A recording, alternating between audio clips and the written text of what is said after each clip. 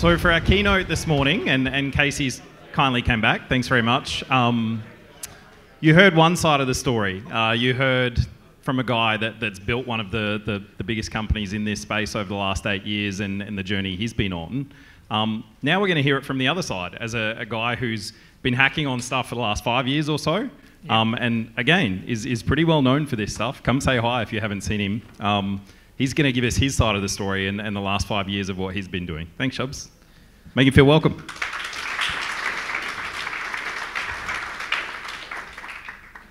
Thanks for the kind welcome. I guess I'll start off with where everything started for me for bug bounties.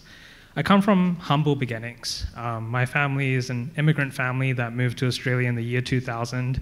My father always invested in computers even though he could barely afford it. And I fell in love with hacking because I always lost at multiplayer games with my brother. He would beat me at literally everything, and I felt like I was the worst at everything. So I decided that I'd look into hacking and see how I could beat my brother in these online games. Through that, I kind of got into application security, and I started realizing that that was a really big passion of mine as a teenager, as a kid. And I've been in the InfoSec industry officially for around 6 years now, and I've worked at small consulting firms, I've worked at the big four, high-end consulting firms, and now I've started co-founded a startup. So when I was 14, I was working at Hungry Jack's at Western Sydney. I was making $6.50 an hour. I worked there for 8 months and made around $800. I spent all my free time hacking. I dreamt about an industry that existed that I could use the application security skills I picked up hacking online games and other things like that. And at the time, I was submitting low-risk bugs to PayPal's bug bounty. So, these first bugs that I submitted were absolutely terrible. They frankly should not have even been paid out for. But some of the bugs included things like Apache Tomcat disclosure, Apache HTTP-only cookie disclosure, SSL renegotiation vulnerabilities, SSL2 deprecated protocol, HTML forms with CSRF protection, things that you might expect from a pen test, but not really a bug bounty in this day and age. At the time, PayPal were really generous, and they paid out for some of these. I was just finding these through Google Dorking, running scanners, things like that. It was very low level. I wasn't that experienced, but I really loved application security, and that was, I guess, a constant throughout my entire career. So some of these bugs were paid out, some of these payouts were very small, but they made me realize that I could get paid for hacking, which was a revelation to me. Because at that point, I didn't even know that an InfoSec industry existed. This blew my mind as a 14-year-old. I didn't even know that an industry existed, and it motivated me to spend all my time in learning more about application security. I worked really hard to get into Hall of Fame pages and just getting recognition because I thought even getting recognized for hacking was mind-blowing at the time. So the first critical bug I found was an SSRF vulnerability in Bill Me Later, which is one of the acquisitions of PayPal. In this diagram, it just kind of shows you that there was this JSP page where you could input a URL, and that URL was getting fetched by the server, and the contents were being returned. The URL that I used in this input was business to port 9080, which is obviously an internal server, and it was returning the full response of that URL. I discovered this endpoint just by Google Dorking, so nothing super complicated or sophisticated, but I did identify that this was an SSRF vulnerability that should be reported. So after that, PayPal paid me 1.5K USD, and if you remember, I worked 8 months at Hungry Jack's for just $800. So I quit my job at Hungry Jack's. I never showed up again. So before you start hunting, there's a couple of things that I kind of want to get clear around bug bounty hunting, and that's the fact that your application security skills must be sharp. It's not something that you can jump into unless you have dedicated at least some time at honing your application security skills and understanding how web attacks, cloud attacks, or even binary exploitation may work to a decent extent. Most bug bounties are in web applications. That is changing. We are seeing cryptocurrencies. We are seeing more bug bounties with binaries that you can exploit. But even web application security is a huge field to navigate. There's client-side issues, server-side issues, cloud platform-specific issues, and they all must be studied before approaching bug bounties in a broader sense. You can look at some free resources like WebSec Academy from Portswigger, or you can take a look at Pentester Lab if you want to look at some paid courses that might help you in your journey. Another thing that's really important in bug bounties and has been a constant throughout my career in bug bounties is the fact of writing high-quality reports. The better your report is and the more time you spend at trying to explain something as elegantly as possible, the less time it's going to take the company or the triager to understand what you're talking about, and therefore it's going to be something that they would be willing to reward you more money for because of the time saved. So most reports kind of follow a general outline of having a summary, steps to reproduce, supporting materials, and most importantly, the impact. The impact is probably where you should spend most of your time, both in the contents of the report, but also proving it. And that's how you will get the most money out of your bug bounty reports. So 2015, that's kind of when I got started. And getting into bug bounties, it can be pretty daunting. I'm not going to lie, like bug bounties can look as if they're impossible to get initially, but I did find some things that helped me significantly in this process. One of them was having a friend that you could compete with and be highly productive with as you motivate each other in finding bugs and comparing which bugs you find. Another thing was setting healthy goals, like for example, 1 bug a week or month. That could be a really good way at committing to find bugs initially. And it was really important to build your rep and profile on bug bounty platforms, as in the future that proved to be very important in getting invites to private programs and things like that. The other message I really want to get across is there's so much low-hanging fruit out there. There is literally low-hanging fruit everywhere I look, still today, and I highly recommend getting into bug bounties. If you're scared about it or if you don't think you can find stuff, I just recommend you be persistent and give it a good shot.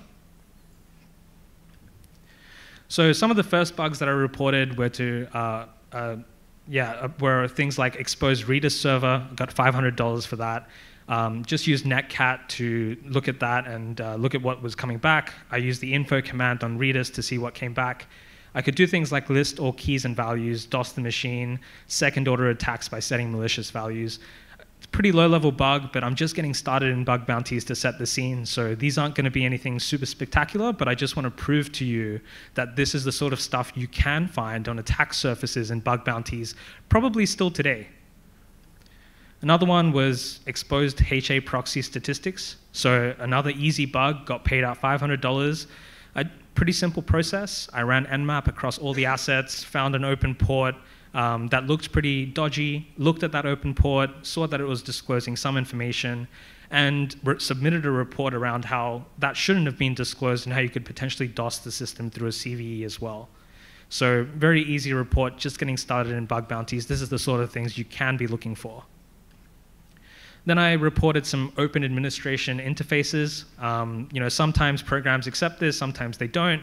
It's all a guessing game to understand what a program really does accept until you start submitting it more often.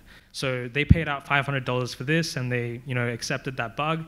But immediately after, I was like, okay, I found one instance, so I'm going to report every instance I found as a separate report. So I tried being a little cheeky, and you can see that they closed it as duplicates. So something that's a bit tricky with bug bounties is you don't really know whether or not a company prefers having everything in separate reports or they prefer having a single report with everything grouped together. Some bug bounty hunters will exploit the fact that there is multiple instances of something and report them in separate reports so they get a higher payout and more reputation. But this isn't always the way to go. This sometimes is acceptable for some programs, sometimes not for others. So I tried my luck here, and they closed them all as duplicates of the first issue that I reported. I thought that I was still adding value to their defense in depth and getting paid for it and doing all of this. So I just want to demonstrate, it's my first year in bug bounties, I still found a lot of low-risk bugs. I was just getting into bug bounties. I wasn't an expert at them. I wasn't finding really critical stuff, but here's an example of some of the low-risk bugs I was finding. Open administration interfaces, reflected cross-site scripting, information disclosure, URL redirection, and things like that. But you can see these payout values still aren't that bad for these low-risk bugs. So I highly recommend, when you're starting, not probably setting the bar too high for yourself, but just committing to finding bugs in general. That will be better for you in the long run because you will eventually find more high-risk bugs. And you'll see that in the evolution and progress I've made over the last 5 years. So another concept I want to explain is high payouts doesn't necessarily mean that the bug is complex or hard to exploit. In this example, there was a subdomain hijacking bug where you could hijack cdn.company.com through something called highwinds CDN. Now, the only special thing about this report was I literally got on the phone with Highwinds and said that I really needed this subdomain, and I convinced them to give me this subdomain and register it so that it would redirect to my domain.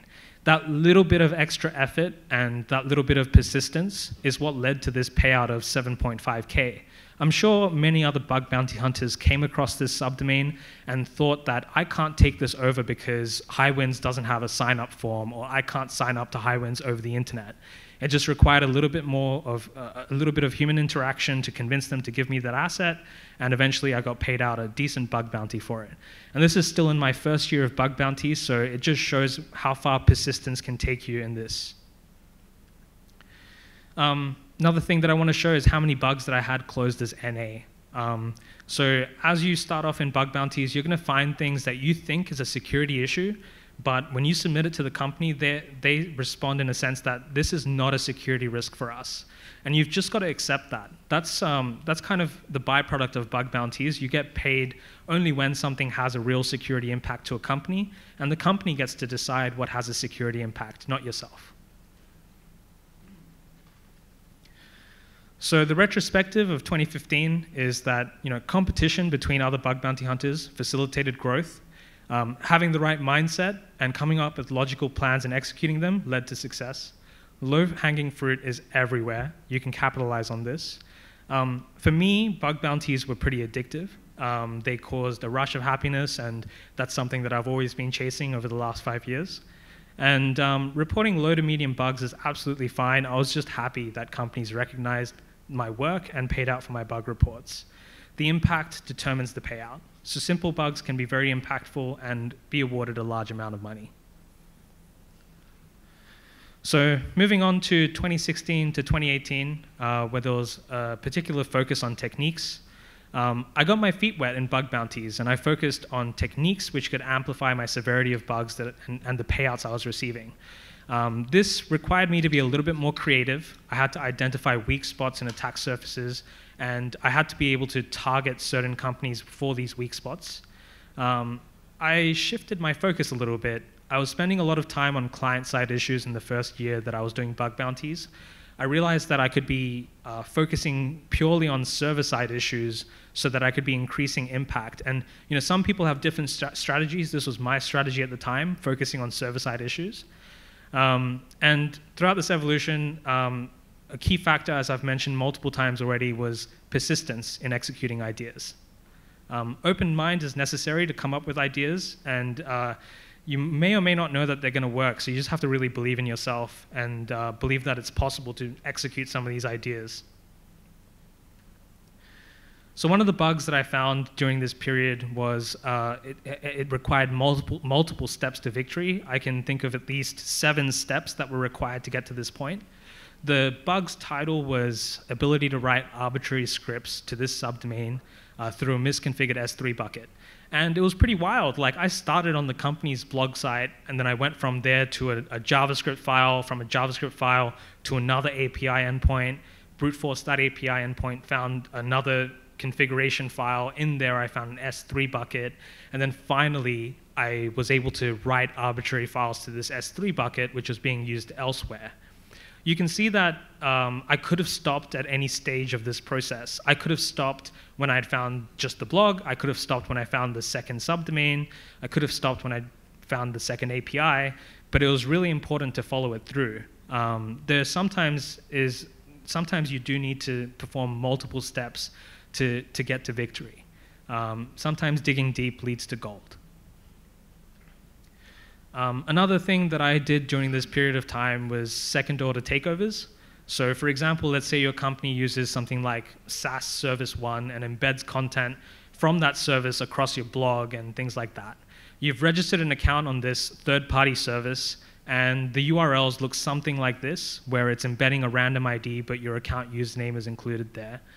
But your company decides to stop using this service one day, and they delete their accounts from that system. What happens to all the embedded links that are present in all of the blog posts? What happens if an attacker registers the same username that you used to have on this service? Well, in that scenario, you can take over partial contents of a page. And this is something that I've referred to as second-order takeovers. So I've reported a bunch of these over the years, and it's usually led to good payouts. In this example, you can see that I was paid out $2,500 for reporting takeovers for a service called Wufoo, which is embedding forms into pages. I could take over all the forms, so I could make them malicious, and I could say, submit your username and password instead of a real legitimate form. So another thing that's really important in bug bounties is really looking at the scope and seeing what the company is interested in. Sometimes you'll find that companies are interested in any asset owned by them to be in scope. So for example, Uber might be interested in any asset on the internet owned by Uber, which is a really big deal because some of these companies, they operate in almost every country in the world. And surely some of these countries may have different processes, policies, and procedures when it comes to developing applications and deploying them on the internet. So the hypothesis was, if there's a huge conglomerate or a huge company like Uber, which is operating in so many countries, maybe they don't have such a tight security culture in some of these other countries, and they push out code that might be more vulnerable than what's coming out of their primary operations locations. So it's all about finding weaknesses and blind spots in the attack surface. So in this example, I tried finding assets for each country in the world for my target until I landed on Mexico. And there was a number of assets that belonged to a company I was targeting that were built by some web developer contractors in Mexico. The only reason I know that is because the company told me that afterwards. These assets were running on applications specifically made for the Mexican market. There were certain tax laws and certain things that you needed to abide to in Mexico that required this custom application to be made. There was almost nothing linking back the parent organization and these assets together. Things like the whois information, server location, infrastructure, code, app stack, everything was different except for the CSS styling. And that was how I identified it. It was through the CSS styling itself that I found a pattern across the internet, and that's how I identified these assets. I found a reference from the parent organization also linking to this microsite that was built for the Mexican market, and this was enough confirmation for me to start hacking on it. However, you can also confirm this with the program before you start doing that. So all the pages were in Spanish, and this was made specifically for the Mexican market, but it was vulnerable to all sorts of things. Really simple SQL injection payload where I could sleep for 20 seconds. It was rewarded $5,000. It was a really easy bug, but it was all about the idea of coming up with concepts. For example, there might be weaker applications in different countries, and following through with those concepts until completion. Another example is I was targeting a large gaming company, and I found they had specific Android applications for Brazilian users. So this triggered my curiosity again, and I downloaded the APK file, reverse engineered it to discover the API endpoints it was calling, and I found that there was an API endpoint which would retrieve your user's details, API v1/users/your ID. I simply changed this to /users page equals 1, and it returned the full details of all users registered. There was 111,000 users registered, and all of that data could have been leaked through this vulnerability. It was rewarded $7,000. Now again, this is a concept where we've just followed through the idea that potentially there are weaker applications in different countries for these organizations, and we've proven this concept time and time again. Another great thing to look at is third-party platforms. So what do I mean by that? I mean a third-party platform is anything like GitHub, GitLab, Bitbucket, anything that's outside of your company but still used by your company. It's a third party. even things like ServiceNow, where you may have all your knowledge base articles, or an Atlassian product where you may have your internal documentation and tickets. I look for exposures through these platforms all the time for my targets. And I'll often find things like secrets on GitHub or GitLab or Bitbucket, or I might find things on ServiceNow, or I might find things on some Atlassian products. Another creative example is WebEx. I'm sure many of the companies you've maybe worked for or might have interacted with have used something like WebEx. Turns out a lot of people don't disable anonymous access on WebEx. So if you just put in the company.webex.com, you can start looking through all of the calendars. You can start joining events if you wish. So I got paid out $500 as well, so that was a really easy bug. An example in third-party platforms, I came across this source code, which was for dropbox.company.com, and it had credentials for an FTP server. This FTP server credentials were valid. I was able to log into the FTP server, able to upload some files that led to persistent XSS through Flash. But one thing we can be sure of is we can be thankful for the fact that Flash is dead today. So this wouldn't have been possible in this day and age for all the modern browsers. Another really cool thing to look at is dangling IP subdomain takeovers. So when an EC2 instance gets started, it gets assigned an elastic IP. Amazon AWS manages a huge address space, including all the elastic IPs that are assigned to instances. In many cases, subdomains might be pointing to an elastic IP, to an EC2 instance, but what happens when that EC2 instance is destroyed? That elastic IP gets released in the pool, and someone else can claim that IP at random. So what happens to the subdomains that are pointing to these elastic IPs? Well, most likely the DNS records haven't been removed, and this is a huge problem that we see again and again, day in, day out in this day and age. So someone else can potentially control the full contents of those subdomains as long as they own the elastic IP those subdomains are pointing to. This was a technique that I employed during this period of time, and it's something that I still employ today. In fact, something that I'm looking further and further into. So you can detect this in multiple ways. Back then, what I used to do is I used to rely on things like SSL certificates. I used to rely on the contents of the page. There's no AWS API that lets you easily detect this.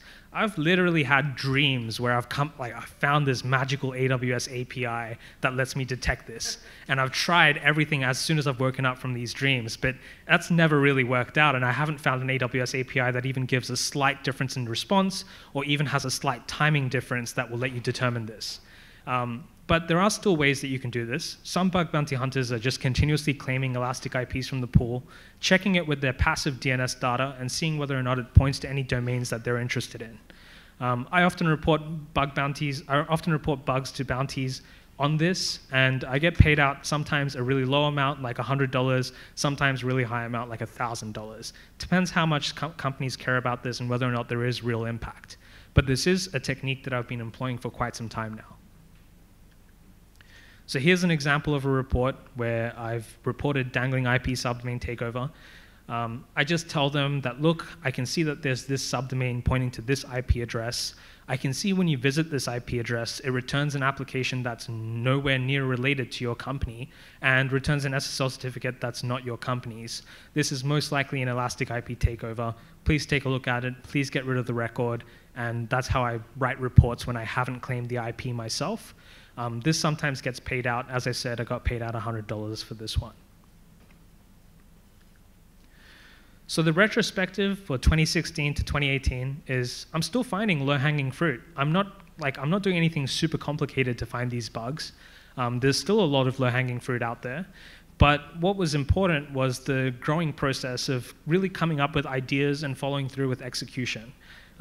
Some creativity is required, but it's totally worth it when you do it.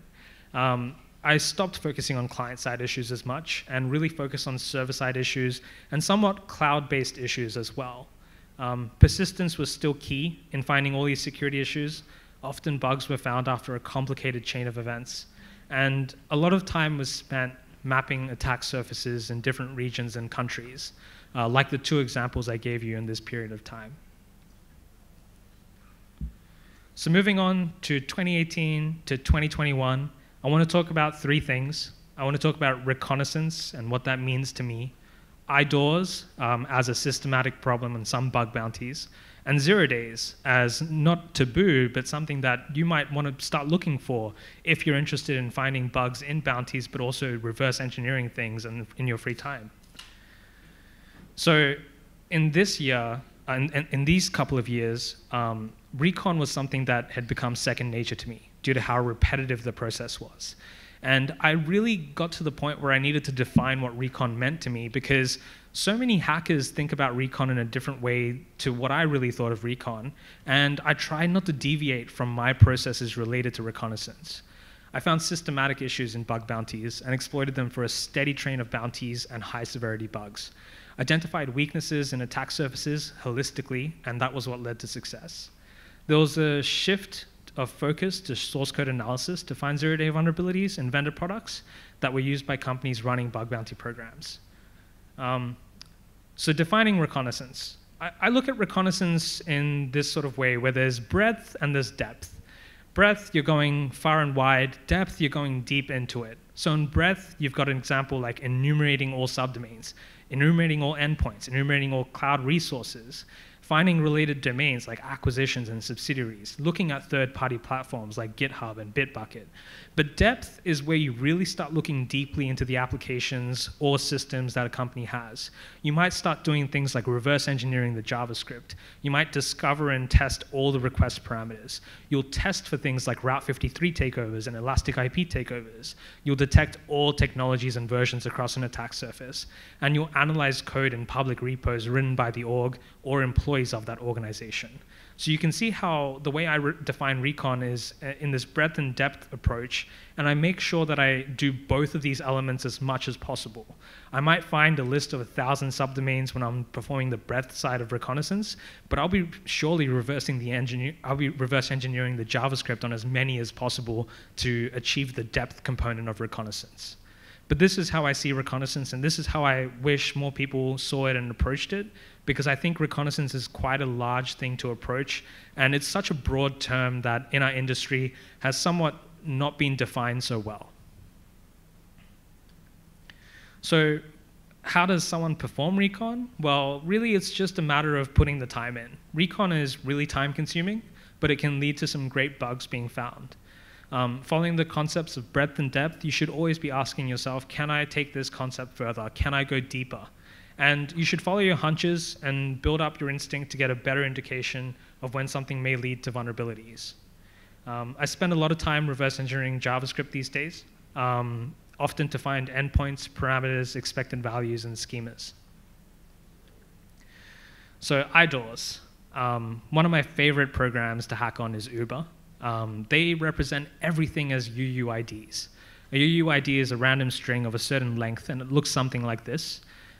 Things like user IDs, vehicle IDs, restaurant IDs, everything on Uber that could be an ID is a UUID. I reported a lot of access control vulnerabilities to Uber from 2018 to 2021. And some of these vulnerabilities were as simple as putting someone else's UUID instead of mine. Some bugs were more impactful than others. So my favorite bug in Uber was where I could obtain the UUID of any restaurant on Uber Eats that I wanted to test the bug on. So I could just click on the restaurant when I was on Uber Eats, and it would give me the UUID and the URL. You can see it's bold in this slide. And once you've obtained the UUID, we can move to the next step of the exploit. But really, I just want to preface this as, like, this was one of my least favorite restaurants that I tested this bug on. So I wasn't too worried about this bug actually working, but this is what the request looked like. You could send a request to restaurant.uber.com, and you could say that this restaurant's closing early and it's going to expire at this certain date. You can see that I've put their UUID instead of my restaurant's UUID, and then in response, it's currently unavailable. So I didn't expect it to actually work. Didn't like the kebabs that much, so it's okay. But I reported the bug ASAP. This was probably my favorite bug. They paid out something like $8 grand for it. So that was just one of the many bugs in Uber that were IDOR bugs. It was a systemic problem for Uber. This is something that you can still find bugs in Uber today, where you replace a UUID that's not yours with someone else's, And I considered these bugs as low-hanging fruit. It wasn't too difficult to just replace my UUID with someone else's. I just had to understand this is how the business logic of the application works, and I should try and test the authorization that's put in there to see whether or not it's implemented correctly. A lot of my bugs from 2018 to 2021 were bugs like this. And moving on to 0 days. I spend quite a lot of time finding vulnerabilities in things like vendor software.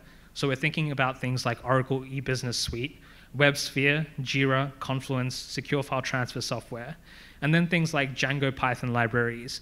For example, there's still a SQL injection in Django HVAD, which is still unpatched if you're looking for it. And there's all the cloud configuration issues in AWS that may or may not be considered 0 days, but they're still very important to look into. I did a lot of this work in source code analysis and reverse engineering and finding 0 days, not only because I could use it in bug bounties to report bugs in these software that companies were using, but also because it has a huge role in my current role at AssetNote, where we detect these vulnerabilities before anything else does as quickly as possible. So it kind of had two different use cases for me in looking in this sort of stuff. But what I can say is, at the end of the journey, the tricky part about finding 0 days in vendor software is not the actual process of finding the 0 day, it's being able to actually find a copy of the software in the first place to install on a server. So the barrier of entry, though, is not as bad these days, because you can use things like Azure and AWS Marketplace to deploy vendor applications without forking huge license fees. And then you can then perform static source code analysis with things like JD GUI or Procyon decompiler if it's Java, and you can start looking for vulnerabilities.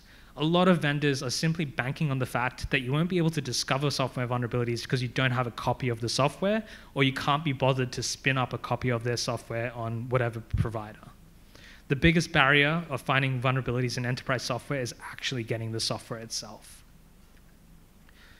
So the retrospective from 2018 to 2021 was, I took a breadth and depth approach to all Recon performed, ensuring I was leaving no stone unturned. I exploited a wide range of IDOR vulnerabilities on bug bounty programs like Uber, where things like UUIDs were being used. And I analyzed a range of vendor software and middleware to find 0 days and report vulnerabilities and bug bounties and ultimately the vendors. This was really effective as well, and reported a lot of cloud security misconfiguration issues, particularly for AWS environments. So the last thing I'll leave you guys with is just some further reading. I've documented all of this process and my journey in bug bounties at these two links, hacking on bug bounties for 4 years and high-frequency security bug hunting. But I also want to just quickly mention the fact of imposter syndrome. Everyone has it, even I have it, and it's something that, last year in October, you can see how I had this huge slump. I couldn't find any bugs for a couple of months, and then I finally got back into it again. And I have this really weird cycle when it comes to hacking. When I find bugs and I'm finding all these bugs and submitting it to bounties, I feel like I'm an amazing hacker. But as soon as I've done that, maybe 2 weeks after, I feel like I can't hack anything if my life depended on it. So this is a continuous cycle that I go through in and out. So if anyone is dealing with imposter syndrome, I can just say, be persistent, believe in yourself, and keep on trying. Because I don't think that you're a terrible hacker. I just think it can take some time to get back into it. And it's a difficult thing to do in the first place, to find bugs and bounties. So that's it. Thanks everyone for coming to my talk. Really appreciate it.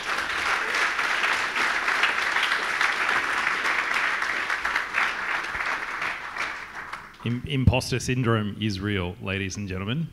There's a few hands up, so we'll go that way first. That was awesome. I love watching these kind of presentations. Just a quick question before anyone goes and quits their job. How did you find your, obviously over time, up and down, what do you feel that your average kind of income stability was over those years? Yeah, so I think, so I can tell you the exact figures. This is something I've shared with other people as well. In my whole bug bounty career, I've made close to $850,000, but I've worked in jobs in between all of that. So as I said, I worked at security consultancies. I even co-founded a startup. What happened is eventually bug bounties became a lot easier to participate in. Initially, I had to spend a really long amount of time to actually get good at bug bounties. But nowadays, I can probably spend 3 to 4 hours, every couple of days. Or sometimes I won't hack anything for a month and then look at it really deeply for a week and still be very successful. I think what ends up happening is you start building instinct, really good instincts, for when something may or may not be vulnerable. So you spend a lot more time focusing on specific assets that you might think are vulnerable just based off your instincts. So I think over time your experience increases and you can get more effective at earning it as kind of like a side job. But initially there's a huge time investment required to get to that point. Hi. In regards to the Route 53 vulnerabilities that you found, did you try the BGP hijack?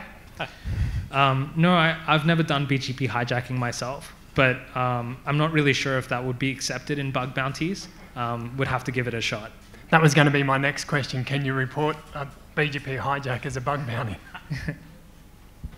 You mentioned at the end there with the enterprise software stuff, it's hard to get a copy of it before you can actually hack on it. Yeah. Do you find through bug bounties that's becoming easier? Like they're actually putting their software up then for you guys to go have a crack at it? Some companies are doing that, but it's not super common. I think that most enterprise software that I struggle to get today, usually it's a really good indicator that you're going to find some mad criticals. If it's hard to get, it's likely never been looked at by anyone else. I'm just going to follow on from that too. Have you been reading EULAs? Because I've seen some software that specifically says no reverse engineering. I've probably broken all of those EULAs at this point.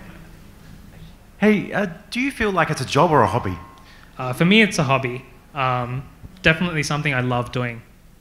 I had a question and just wanted to call out as well. I actually spoke at NullCon yesterday talking about the evolution of new research and attack classes and credited you and Nafi around the Recon stuff, because that's definitely a thing now. Like the internet's always had its ass hanging out, but it didn't really realize that.